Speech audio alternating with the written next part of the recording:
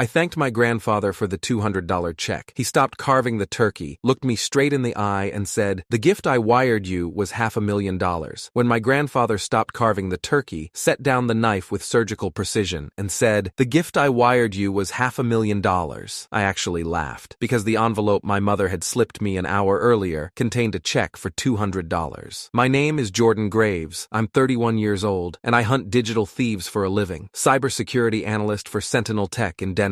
I've tracked cryptocurrency fraud across 17 countries, helped the FBI recover $4.2 million in ransomware payments, and testified in federal court 4 times. I know how to follow money through the darkest corners of the internet. Turns out, the biggest theft of my career was happening at my own family's Thanksgiving table. 3 days before the holiday, my sister Olivia called. I was in my apartment, 3 monitors glowing with code, tracking a phishing operation out of Estonia. Her voice had that particular brightness that always made me suspicious, the tone she used when she wanted something but was pretending she didn't. "Hey, Jordy," she said. "Nobody calls me Jordy except her. Listen, about Thanksgiving, maybe you should skip it this year." I paused the trace I was running. "Why?" "Grandpa's really tired lately. The doctor said he shouldn't have too much excitement. You know how he gets when you visit. Wants to stay up talking, show you his old maps, tell those stories about Korea." She laughed, but it sounded manufactured. "We're thinking a quiet holiday, just the local family. I live in Denver. My family is in Bridgeport, Connecticut, about 2,000 miles of very convenient distance." "Since when does Grandpa want quiet?" I asked. "Since he turned 87 and his cardiologist told Mom he needs to reduce stress." That part might have been true. Grandpa, William Montgomery Graves, decorated veteran, retired civil engineer, the only person in my family who'd ever actually listened to me, had been slowing down, but requesting I skip Thanksgiving? That didn't track. "Also," Olivia continued, "you should probably save the airfare money. I know consulting pays well, but those flights from Denver aren't cheap." There it was. Olivia had never, in her entire 33 years, worried about my finances. She'd borrowed $3,000 from me in 2019 for a business opportunity that turned out to be a multi-level marketing scam. Never paid me back. When I'd asked about it 6 months later, she'd told me I was being petty about money between siblings. "I'll think about it," I said. "Great. Love you, bye." She hung up before I could respond. I sat there for a long moment, staring at my screens. Something was wrong. That conversation had the same rhythm as the phishing emails I analyzed. All the right words, but the underlying code was malicious. I opened my banking app and checked the joint account Grandpa had set up for me when I turned 18. He'd seeded it with $5,000, told me it was for emergencies. "You're smart with money, Jordan," he'd said. "This is just in case you ever need a cushion." I'd used it once, during junior year of college when my laptop died 2 days before finals. Paid it back within 6 months. Since then, I hadn't touched it. The balance showed $2,347. That seemed about right. The original $5,000, minus the laptop loan, plus 13 years of minimal interest. But something made me click through to the full transaction history. My stomach dropped. August 14th, 2024. Incoming wire transfer, $500,000. Memo, for Jordan, with love, Grandpa. August 15th, 2024. Outgoing wire transfer, $499,800. Destination, external account ending in 7392. Memo, investment opportunity. I stared at the screen. $500,000. Gone in 24 hours. The account currently showed 2,647 hours because someone had left just enough to avoid triggering a zero balance alert that might have sent me a notification. My hands were shaking. I set down my coffee mug carefully,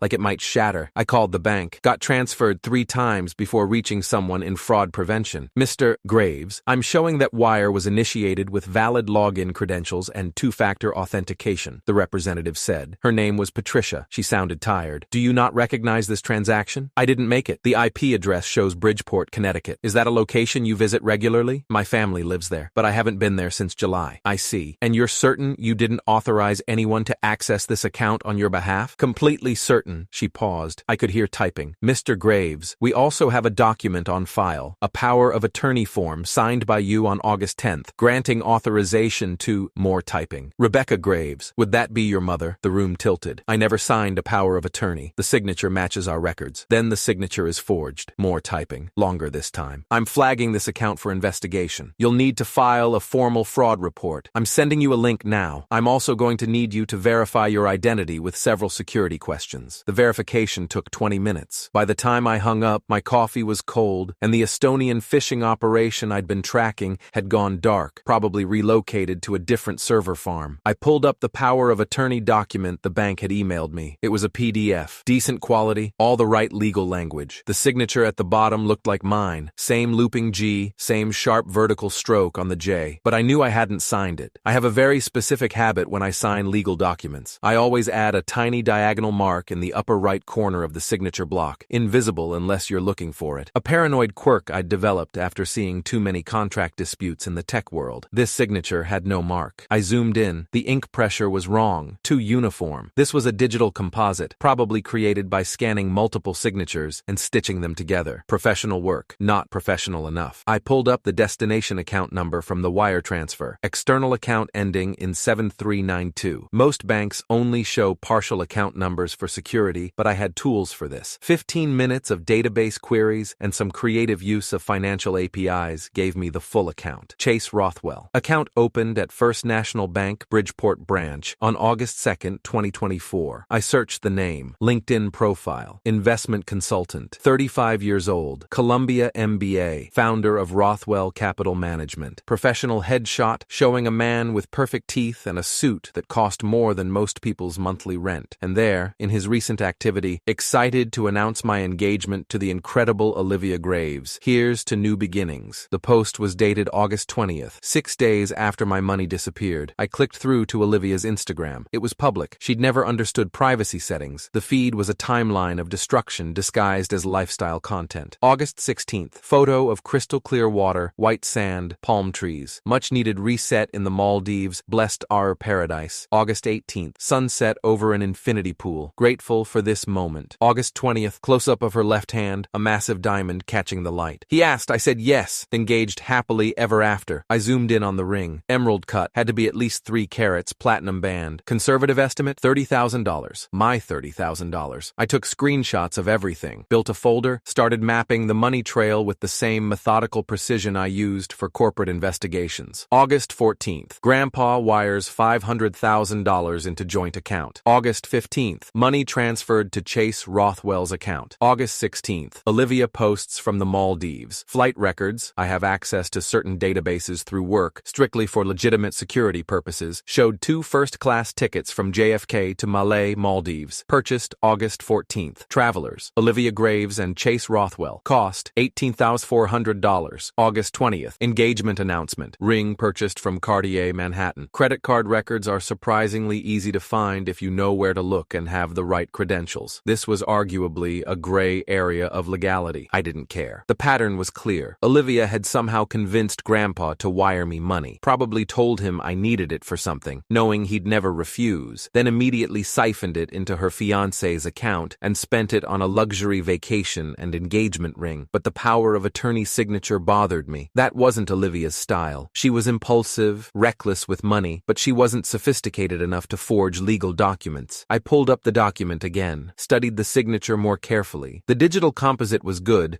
but there was something else. Tiny inconsistencies in the pen pressure, microscopic variations in ink density that suggested this had been practiced. Someone had traced my signature multiple times before creating the final version. I compared it to Mom's handwriting. She'd sent me a birthday card last year. I'd kept it because she'd actually remembered, which was rare enough to be notable. The capital letters matched. The way the downstroke on the G curved slightly inward. The specific angle of the cross on the T. My mother had forged my signature. I sat back in my chair. Outside my window, Denver sprawled in the November afternoon light. Traffic moving on I-25. People going about their lives with no idea that mine had just imploded. My phone buzzed. Text from Olivia. So you're definitely not coming Thursday, right? Just want to make sure so Mom doesn't overbuy food. I stared at the message for a full minute. Then I typed, actually, I changed my mind. I'll be there. Her response came fast. Really? Are you sure? I thought you said work was crazy right now. I'd never said that. Work can wait, I typed. Family's important. 3 dots appeared. Disappeared. Appeared again. Okay, great. See you Thursday. I booked a flight, packed my laptop, a portable projector I used for work presentations, and printed every piece of evidence I'd gathered. Bank statements, wire transfer records, the forged power of attorney, screenshots of Olivia's Instagram, credit card receipts, flight records, 47 pages total. I put them in a leather portfolio that Grandpa had given me when I graduated college. The irony wasn't lost on me. On Wednesday, I landed at JFK and rented a car, drove to Bridgeport in the kind of cold rain that makes November in Connecticut feel like the world is ending. I checked into a Hampton Inn 15 minutes from my parents' house and spent the evening building a presentation. Title slide, Family Investment Opportunity Opportunity, a case study in wire fraud. Subtitle, How $500,000 became $200. I practiced the timing, 12 minutes for the full reveal, with strategic pauses for maximum impact. I'd given presentations to boardrooms,